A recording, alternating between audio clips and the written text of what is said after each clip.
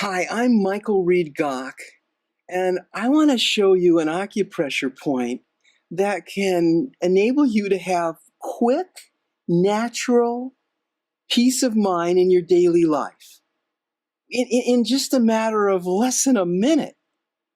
I want to show you the point and then give you a tip on how to press it so this can happen for you.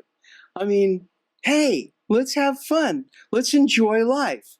Well, I want to show you something practical. It's an acupressure point that's located directly above your eyes.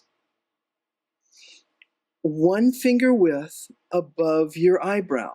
So take your middle fingertips, your longest finger, and rub up and down, and you might feel a little bit of a dip, an indentation. This might be very slight. Even if you don't, just measure 1 finger width, okay, and touch there, and it's directly in relationship to the center of your eyeball. And this is a point that clears the mind. It has no side effects. Once you learn it, you can do it the rest of your life.